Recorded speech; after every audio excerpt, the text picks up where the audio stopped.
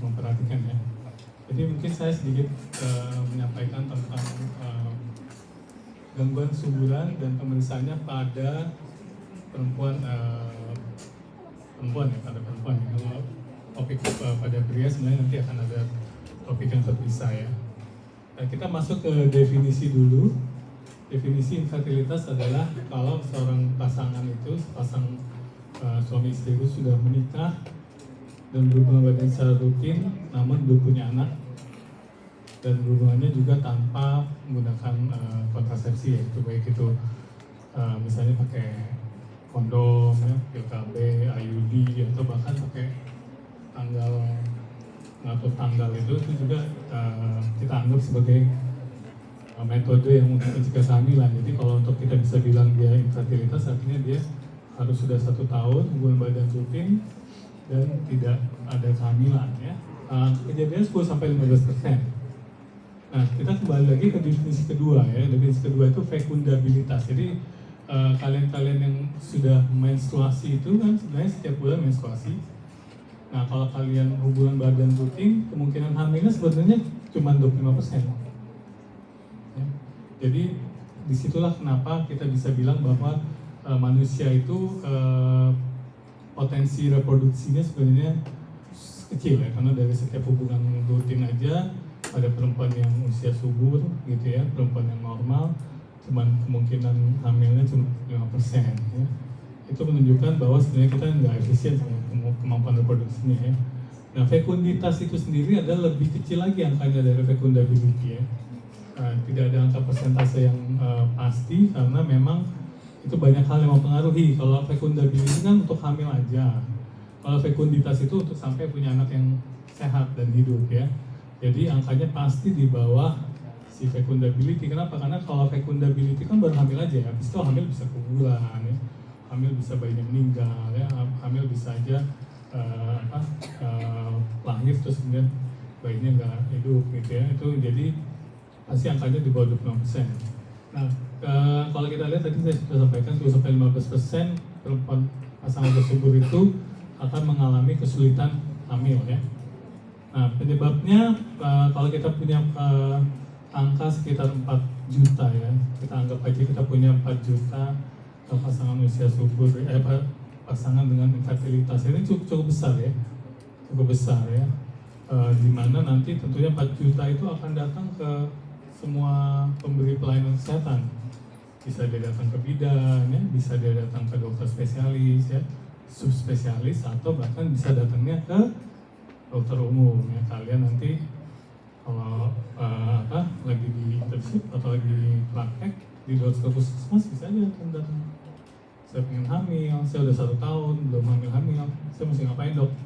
Ya jangan lupa ya, nanti mudah-mudahan kuliah ini masih enggak ya, nanti pasti masih ingat saya.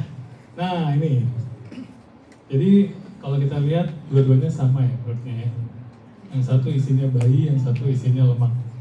Nah yang sebelah isinya lemak itu mah gampang untuk mencapainya ya, nggak terlalu rumit ya, cukup surplus kalori selama bertahun-tahun kamu bisa mencapai yang sebelah kanan ya, si bapak itu.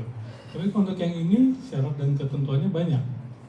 Yang pertama harus punya sperma yang good ya. Nanti kalian udah kuliah belum? Yang kuliah PTT lagi belum ya? Good itu nanti dilihat dari jumlah, konsentrasi dan pergerakan dan morfologi ya, bentuknya. Nanti akan ada kuliah sendiri itu nanti ya, periksa sperma itu seperti apa, mana yang normal, mana yang enggak gitu ya. Yang kedua harus punya uterus ya, orang kalau mau hamil nggak bisa punya uterus ya. Terus kemudian harus punya tuba falopi ya, kita tahu dari zaman kita SMA dulu sekolah, tuba falopi tempat fertilisasi ya. Nanti di jalan dan implantasi di hari ke-6, hari ke-7 setelah fertilisasi, kemudian akan tumbuh menjadi kehamilan ya. Nah untuk itu juga butuh folikulogenesis. Folikulogenesis dimulai dari telur folikel misalnya primordial jadi folikel sekunder, antral, kemudian tumbuh menjadi folikel dominan dan ovulasi untuk bisa difertilisasi. Embrio juga penting karena setelah fertilisasi harus terbentuk embrio yang baik. dan ada endometriumnya. Jadi orang aja bisa, masalahnya ada di mana ya? Bisa spermanya yang kurang, bisa tubuhnya mampet, bisa uterusnya nggak ada. Itu ada salah satu sindrom ya, pasiennya hamil fenotipnya perempuan biasa tapi nggak bisa hamil karena nggak ada uterus, kelainan kongenital. Kemudian ada yang juga telurnya nggak ada, udah habis. Ini contohnya sindrom Turner atau orang habis diangkat ovariumnya, ya, jadi susah. Nah, kemudian bisa juga endometrium yang rusak, tentunya pada endometritis tibi ya, jadi peradangan di endometrium dan kematian. Nah, kita sekarang lihat belajar, cari gampangnya adalah belajar apa yang paling sering dulu. Jangan mikir kalau penyebab infertilitis mikirnya yang macam-macam ya, agenesis uterus itu memang ada, tapi dia agak jarang nanti kita ketemunya. Jadi kita harus lihat yang pertama, kontributor terbesar sebenarnya laki ya, 40%. Nah ini ternyata menjadi masalah di Indonesia ya. Saya kalau praktek itu kadang-kadang datang berobat cuma istrinya doang ya. Suami nggak mau, suami gengsi gitu ya. Suami selalu ngerasa saya subur gitu ya. Tapi nggak hati-hati juga kalau dia udah terlalu yakin gitu, jangan-jangan dia udah punya anak di tempat lain gitu. Ibu yakin betul nggak? Oh, udah punya tabungan di luar ya, enggak ya. Ini karena model masyarakat kita yang sangat belum equal kalau menurut saya sih antara laki dan perempuan ya. Yang berikutnya nomor 2 adalah anovulasi yang tadi, yang syarat good folliculogenesis harusnya ada, tapi ternyata tidak terjadi dan tidak ada ovulasi. Dan yang berikutnya tubal factor yang 15%, cervical mucus itu biasanya ada kelainan di cervix, 20% itu unexplained. Yang kalian pikirkan dulu yang 3 ini dulu. Ya, 3 ini yang harus kita pikirkan bersama ya. Nanti ada kuliah khusus untuk yang laki-laki. Nah, saya mungkin akan banyak bicara tentang bagaimana kita periksa dan tahu pasien itu masalahnya di mana. Nah, ini kita masuk dulu ke level nanti penanganan infertilitas. Kalian ada di mana nanti? Di bawah primary? Gak ada ya? Nggak, di sini. Nggak ada lagi di bawah primary ya? Di bawah primary ya? Nggak ada ya? Kalau misalnya di SPOG itu di sini ya. Kalau sudah konsultan fertility adanya di tertiary. Primary ya dokter umum ya. Kemudian mungkin bidan ya. Tapi tentunya nanti akan ada beda-beda kewenangannya harus ngapain. Nah, jadi kalau di primary care itu nomor 1 adalah history taking and physical examination ya. Jadi jangan ngerasa nanti kamu nanti jadi dokter umum, ya kalau pasien infertilitas saya nggak bisa ngapa-ngapain. Jangan ya, periksa aja dulu, analisis dulu ya. Nanti kita tahu apa aja yang harus ditanya, kemudian baru akan merujuk ya. Nanti slide-nya saya kasih. Nah, jadi nomor 1 adalah anamnesis dan datangnya harus bersamaan. Ini bukan pasangan bukan pasangan beneran ya. Ini residen dulu di foto sama Prof. Muharram, ya kepala divisi saya. Ini dulu pacaran ya. Justru mereka mencegah supaya sampai hamil. Ini pacaran dulu ya. Aduh. Ya. Jadi harus datang bersamaan. Ini kondisi yang ideal ya. Kondisi yang paling ideal untuk datang ke dokter gitu. Nah, ngomongin apa gitu? Kita harus nomor 1 peluang untuk hamil ya.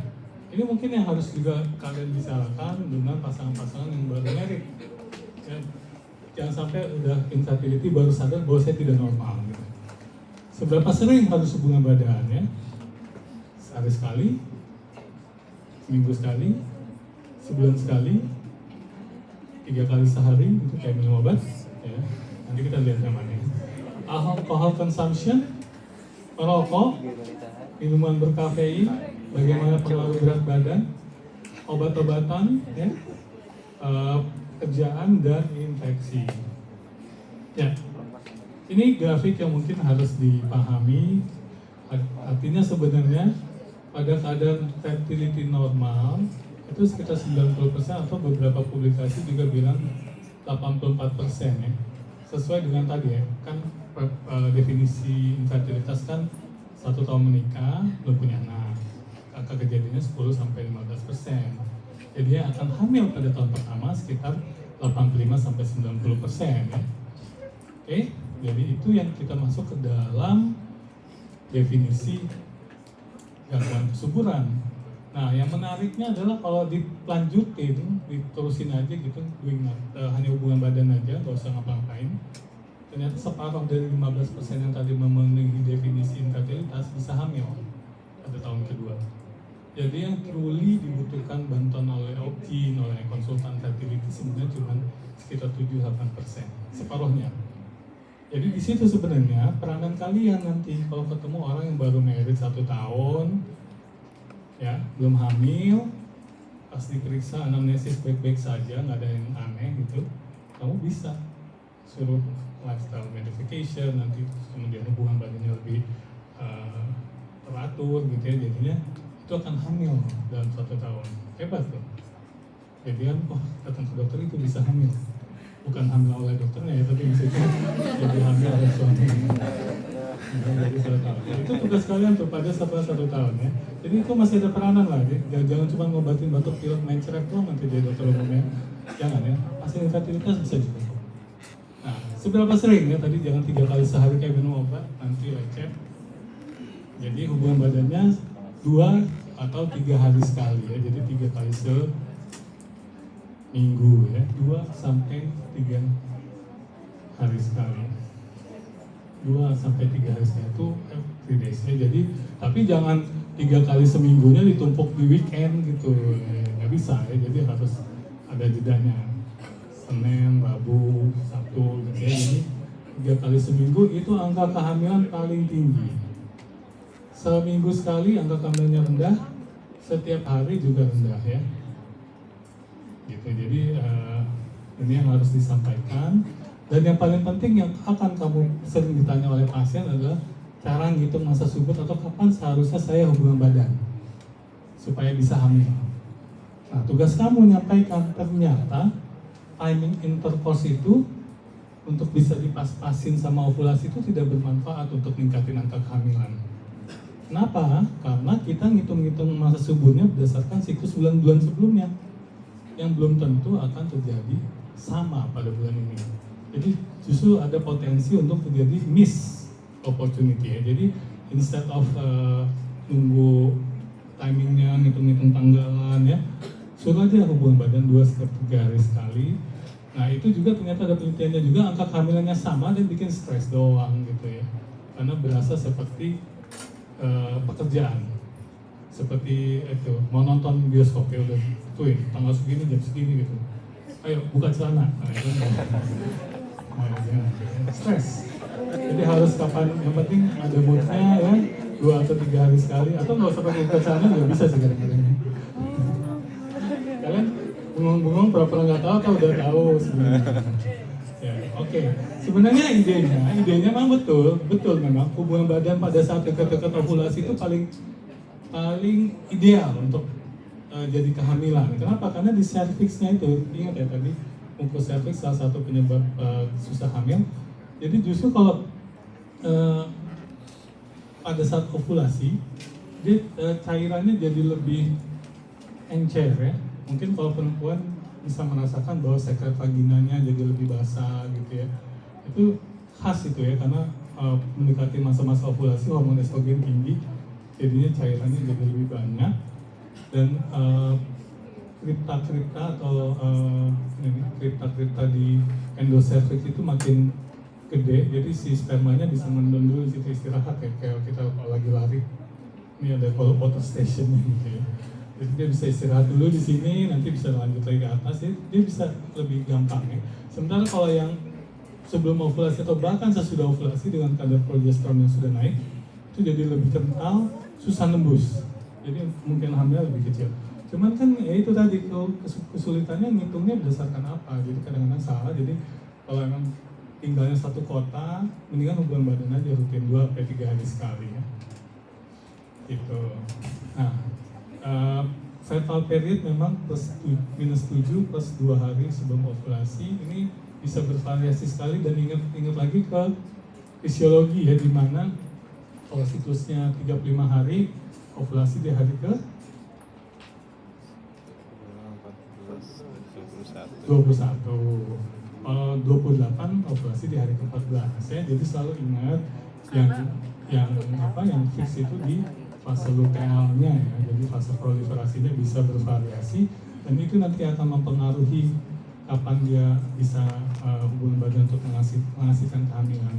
Ya, jadi fertile periodnya -7+2 from ovulation dan memang kalau udah pusing-pusing mau hitung-hitung hubungan badan aja rutin 2-3 hari sekali. Nah, kemudian kita lagi masuk bicara tentang kebiasaan ya. Apakah alkohol mempengaruhi kesuburan? Ternyata tidak ya, tapi memang sebaiknya jangan minum alkohol gitu supaya tidak ada kelainan pada janinnya. Kemudian merokok tentunya sangat mempengaruhi ya. Merokok itu langsung yang merusak ovarian reserve kalian ya. Kalau buat yang perempuan-perempuan yang di sini yang merokok, ya pikirkan nanti cadangan ovarium kalian bisa rusak, selain kena kanker segala macam, tapi cadangan ovarium bisa rusak. Bahkan sebagai secondary smoker pun seperti itu. Nah kalau untuk kafein, baik itu kopi atau minuman bersoda ini nggak ada konsisten bukti ya untuk menunjukkan bahwa dia mempengaruhi kesuburan.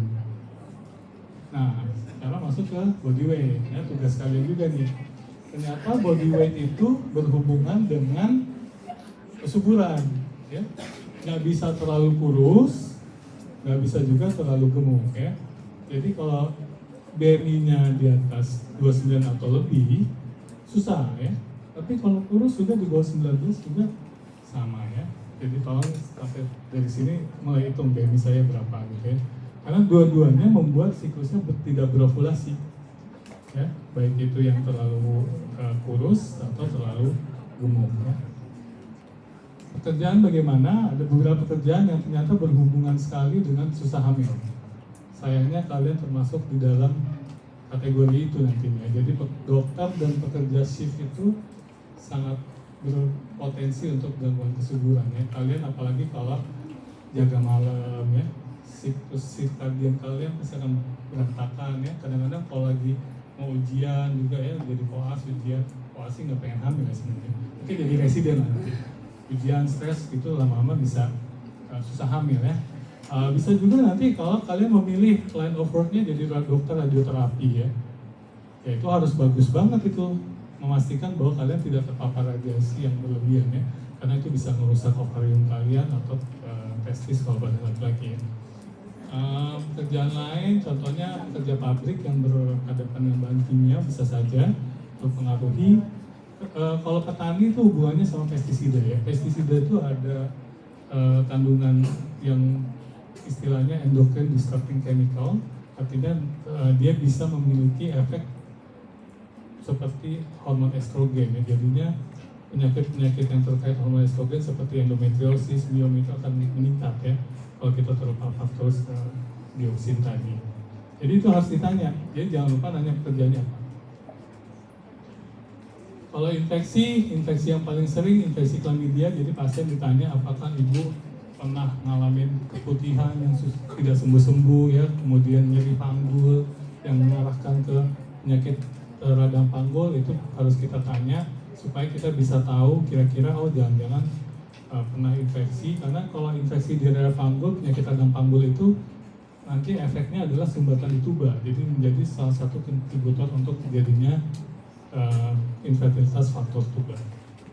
Nah ini kita ada terakhir memang konsensusnya udah cukup lama 2019. Apa aja yang harus ditanya silakan dilihat. Saya nggak bisa bacain satu-satu, nanti saya tambah aus ya, nanti saya pengen buka lagi lebih cepat kayak gara-gara bacanya. Jadi banyak ya riwayat dari menstruasi sampai pekerjaan dan lain-lain tadi, tolong dilihat saja, nanti bisa dilihat apa aja yang harus ditanya karena itu penting. Kemudian urusan fisiknya juga sama, dari atas sampai bawah, berat badan, tiroid, sampai ke bawah payudara juga dilihat, lihat genitalia eksterna, himen, inspekulo. Jangan lupa dokter umum boleh inspekulo ya, jadi jangan salah. Jadi tahu-tahu pas dilihat, loh kok posisinya nggak kelihatan, mungkin ada masalah anatomi ya, bisa untuk menilai ada kelainan atau enggak. Nah, jadi sebagai resumenya adalah pasangan usia subur setelah kita menilai history dan physical examination-nya ada 3 hal yang harus kita nilai ya, sesuai dengan penyebab utama tadi, yaitu pertama fungsi ovulasi, fungsi ovarium, analisis sperma, dan pemeriksaan tuba falopi.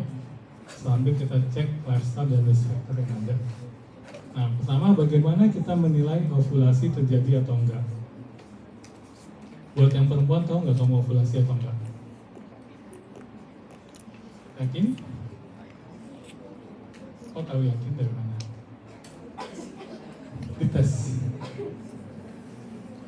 Apa indikator paling simpel apa sih kalau orang ovulasi?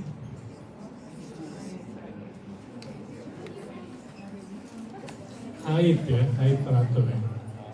Jadi kembali ke gambar tadi ya, jadi haidnya teratur ya. Jadi yang paling penting itu kalau haidnya teratur ya, antara sekarang batasan normalnya itu 24 sampai 38 ya. 24 sampai 38 hari siklusnya, jadi jarak antara haid siklus hari pertama ke hari pertama berikutnya antara 24 sampai 38, plus ada gejala premenstrualnya.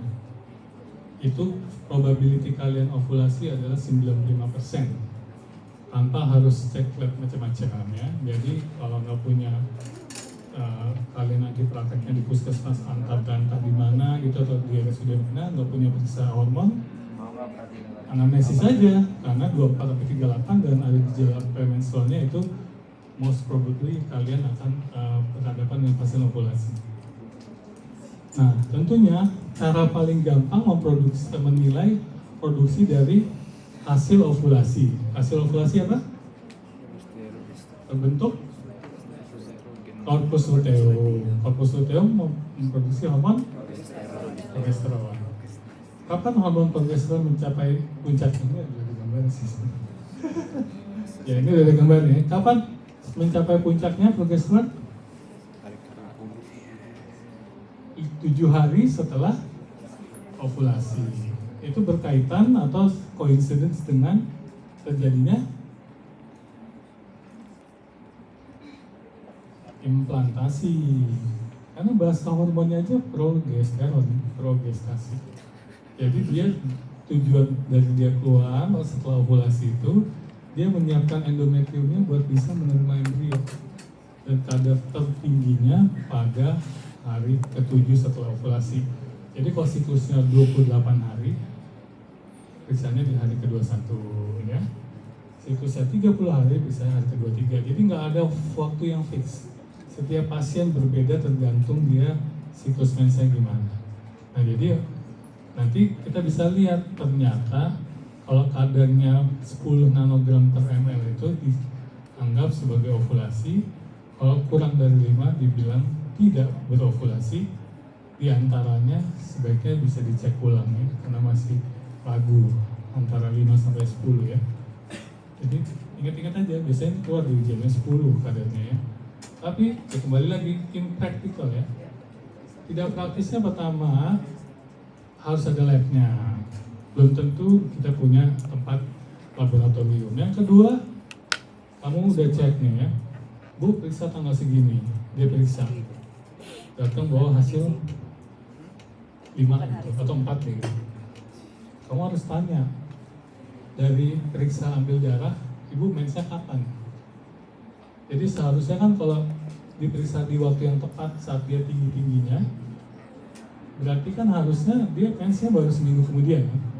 Karena kan kita periksanya H+7 setelah ovulasi atau 7 hari sebelum perkiraan menstruasi. Jadi kalau pas kamu anamnesis, ternyata dia 2 hari kemudian menstruasi, berarti kita terlambat periksa progesteronnya. Miss, bukan terlambat sih, miss aja gitu kan, kita hitung-hitung berdasarkan siklus yang sebelumnya. Jadi impractical memang di situ sisi impracticalnya. Jadi kalau dapat angka itu nggak langsung ditelan mentah-mentah, karena bisa aja setelah dia periksa 2-3 hari kemudian dia mens. Nah itu artinya nggak pas timingnya. Ya kalau kayak gitu ya biasanya sih harus diulang ya untuk sampai dapat yang pas ya. Ya ada lagi cara zaman dulu gitu, belum bisa periksa hormon progesteron, periksa basal body temperature, di mana naik 0,25 sampai 0,5 derajat ya. Jadi ada istilahnya temperaturnya bifasik. Jadi dari turun kemudian untuk naik ya. Ini ada kaitannya dengan produksi hormon progesteron setelah ovulasi. Terus kemudian cervical mucus tadi sudah saya sampaikan, di mana semakin dekat itu semakin banyak cairannya, dan kalau diperiksa di bawah mikroskop dia bentuknya seperti daun pakis, jadi tidak terlalu padat seperti ini ya. Tapi ini udah tentunya ini sama aja nih. Ini cuma gue tahu doang ya, waktu zaman saya sekolah dulu juga kalau disuruh periksa tuh lihat di bawah mikroskop gitu ya. Pada prakteknya nggak mungkin pasien suruh ngambil atau kamu ngambil gitu cuma buat cek itu ya. Ini cuma buat sekedar tahu aja.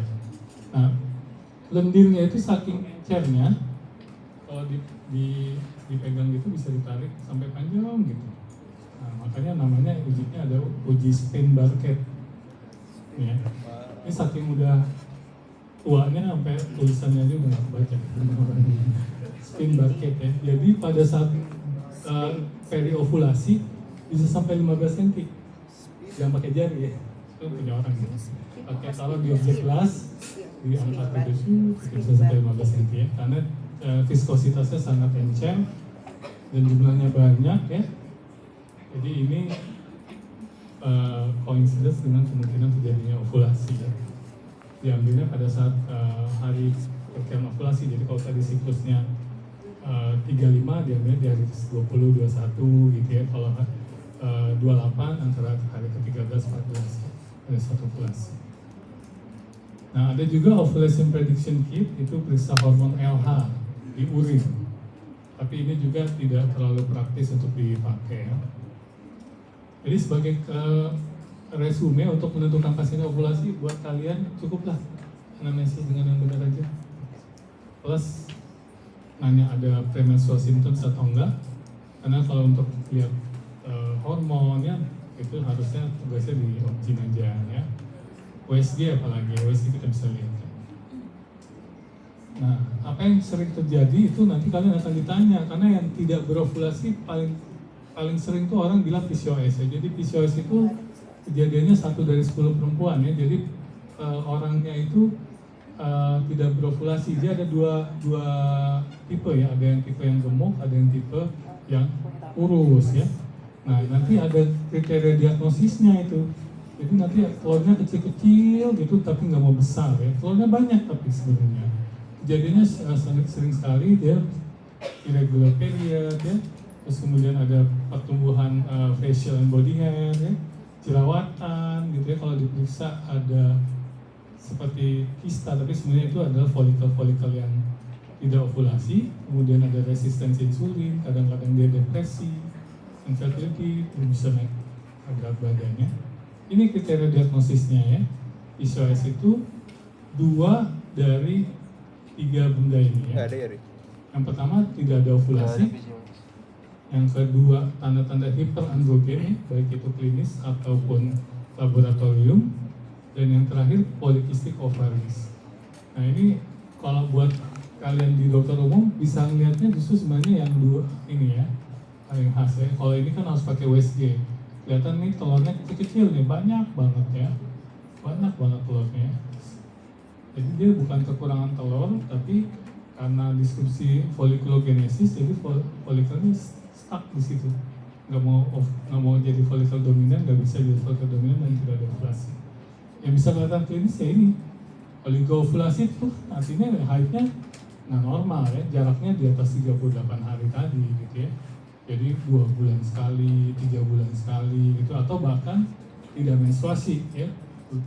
3 bulan nggak mens, 6 bulan nggak mens ya.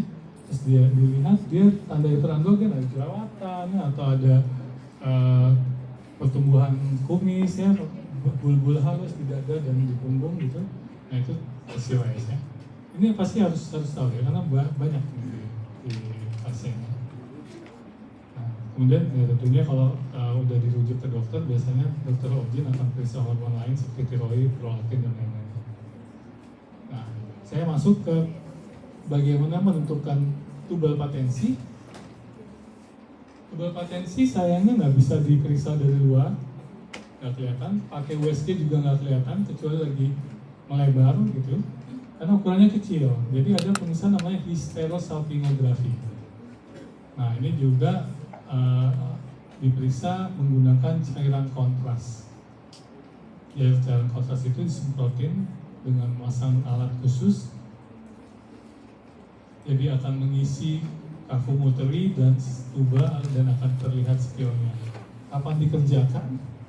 Jadi pasiennya suruh dikerjakannya di hari ke-9 sampai 10 menstruasi, atau biasanya sekitar 2-3 hari setelah bersih haid. Ya, gambarnya kayak gini. Yang atas normal ya. Terus itu kan kalau dilihat kafumuterinya seperti piramid terbalik, kemudian tubanya terisi, dan ini ada spionnya. Jadi yang kayak ada cairan keluar itu adalah spionnya. Beda sama yang bawahnya ya. Yang bawahnya yang keisi cuman uterusnya aja, tubanya nggak keisi sama sekali ya. Nah ini jadi hysterosalpingografi itu bukan diagnostik pasti ya. Dia adalah alat screening. Jadi begitu ada kelainan pada hysterosalpingografi biasanya harus dikonfirmasi. Konfirmasinya apa? Hasilnya biasanya dioperasi di laparoskopi ya. Kita masukin kamera ke dalam rongga abdomennya, kemudian kita ulang ya cairannya keluar atau enggak. Ini kalau ke belakang ini kelihatan. Ini ada cairan ya. Kita pakai methylene blue, kita semprot dari bawah kayak tadi HSG, cuma ini kita lihat secara visual langsung ya. Nah, laparoskopi ini keuntungannya adalah bisa memastikan benar-benar mampet atau enggak, dan sekaligus mengkoreksi atau melakukan treatment ya. Seandainya ada sumbatan bisa dibuka gitu. Ya. Oke, nah ini menjadi golden standard untuk menilai tuba. Tapi kalau untuk alat screening tadi hysterosalpingografi. Nah, untuk kalian itu aja sih sebenarnya. Pastikan ovulasi. Coba pikirkan ada kelainan tuba atau enggak, kemudian merujuk ya. Walaupun tadi saya bilang setelah 1 tahun pertama kalau dibiarin sampai tahun kedua itu akan hamil separuhnya, itu tidak dilakukan ya. Itu artinya kan expectant management ya, hanya memperbaiki gaya hidup ya. Itu tidak dilakukan kalau haidnya nggak normal. Haid nggak normal itu apa? Jadi jangan diperlambat merujuk. Pada contohnya pasien yang haidnya 2 bulan sekali, 3 bulan sekali, itu nggak boleh. Atau dia ada nyeri hebat ya, mungkin ada endometriosis atau yang lain ya. Dan nggak boleh juga pada perempuan usia di atas 35 tahun, karena telur itu makin turun ya. Di atas 35 makin turun probability untuk hamilnya, jadi itu harus lebih cepat lagi untuk penanganannya. Harus rujuk cepat juga kalau pasiennya sudah pernah dioperasi sebelumnya ya. Jadi ada bekas operasi ya, operasi perut ya, bukan operasi kaki atau operasi yang lain. Jadi operasi abdominal surgery atau pelvic surgery, karena di situ risiko pelekatan. Tuh ya, kalau habis dioperasi suka nempel-nempel nih, lengket-lengket di dalam ya. Appendicitis juga, appendicitis kan peradangan di dalam ya. Jadi kalau ada infeksi di dalam mungkin kepengaruh juga sempat itu ke organ genital yang internal ya. Atau pada pemeriksaan fisik pas dipegang perut pasiennya ada benjolannya di bawah. Apa itu kista, apa itu miom ya, uterus yang besar gitu. Nah itu harus segera dirujuk ya, bukan untuk di watchful waiting atau expectant management ya. Dan riwayat PID tadi kan satu yang harus ditanya. Kalau ada riwayat PID sebelumnya pernah terdiagnosis PID, dia harus segera dirujuk. Pemeriksaan fisik yang nggak normal juga ya, ini tadi hirsutism, tanda-tanda hiperandrogen, itu mungkin dia PCOS, ada pembengkakan tiroid, ada benjolan di payudara, di spekulo nggak kelihatan cervixnya atau nggak di laba nggak ada uterusnya, itu harus segera rujuk ya. Dipegang perutnya tadi saya udah bilang ya, dipegang perutnya kayak ada massa gitu, itu harus segera dirujuk. Jadi itu yang harus dipikirkan oleh kalian nanti di dokter umum. Ya, sebagai summary tadi, ini nanti ya, ini ada topik kuliah khusus ya. Kemudian yang tadi ovary function periksanya apa aja, berpotensi itu untuk HSG aja, dan tadi periksa progesteron pada fase mid-luteal atau hari ke-7 setelah ovulasi, dan kalian ada di layanan primer ya. Layanan primer itu kriterianya ini ikutin aja ya, nanti mungkin bisa dikeluarin di soal ya. Apa belum pernah diobatin lebih dari 4 bulan ya? Kalau udah pernah diobatin lebih dari 4 bulan juga nggak bisa. Pasangannya juga harus usia muda ya, di bawah 30 tahun. Lama infertilitasnya di bawah 2 tahun, karena yang tadi ya, ini kita mengincar yang bisa hamil spontan, nggak ada faktor risiko. Apa aja? Cuman anamnesis, cek semen analisis, dan konfirmasi ovulasi. Jadi cuman itu aja kerjanya. Terus kemudian merujuk ya. Dan jangan lupa modifikasi faktor risiko ya. Kalau tadi suaminya merokok, suruh stop merokok. Kalau tadinya dia gemuk, turunin berat badan. Kalau dia kurusan, ya naikin berat badannya sampai yang tadi di atas 19 ke atas ya. Terus rujuk lah kalau misalnya nggak bisa apa atau ada faktor-faktor risiko yang lainnya. Oke, saya rasa itu aja. Kita sudah 3:30. Terima kasih atas perhatiannya. Wassalamualaikum warahmatullahi wabarakatuh. Kalau ada pertanyaan silakan. Atau semuanya sudah anxious untuk pulang. Ternyata ngasih kuliah di sore hari pas bulan puasa itu tantangan. Yuk, ada yang mau nanya? Pengalaman pribadi? Belum ada ya pengalaman pribadi. Atau pengalaman keluarga? Silakan. Nggak ada pertanyaan? Sudah sangat jelas? Sudah? Atau sudah sangat ingin pulang? Ya udah. Beneran nih? Saya kasih waktu kalau mau ada tanya silakan. Oke, kalau nggak ada, ya saya rasa terima kasih.